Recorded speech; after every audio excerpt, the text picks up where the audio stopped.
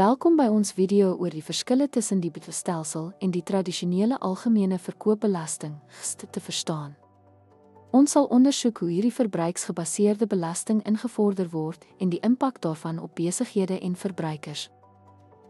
BITF word in elke stadium van produksie en verspreiding ingevorder wat besighede in staat stel om belastingkrediete op insetkoste te eis.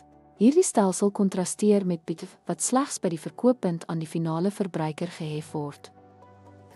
Een belangrike verskil is dat BITF laat besighede toe om insetbelastingkrediete te eis wat hul belastinglas verminder.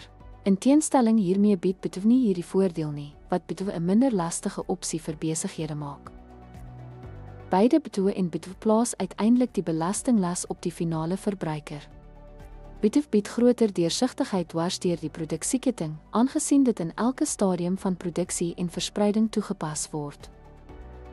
Die BITF-stelsel is meer omvattend en deursigtig as BITF. Dit hef belasting in elke produksiefase wat besighede toelaat om insetbelasting terug te eis, wat duidelikheid verhoog en die algehele belastinglas op besighede verminder. Om hierdie verskille te verstaan, kan besighede en verbruikers help om ingeligte besluite.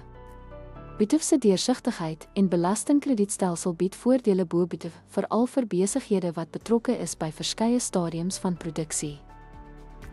Terwyl beide stelsels daarop gemik is om verbruik te belas, BITF se struktuur bied 'n duideliker prentjie van belastingbydraes in elke stadium.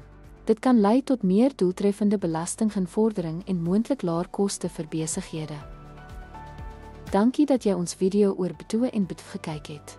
Ons hoop dat hierdie vergelyking duidelik gemaak het hoe hierdie stelsels werk en die implikasies daarvan vir besighede en verbruikers. Bly ingelig en maak die beste keuses vir jou finansiële behoeftes.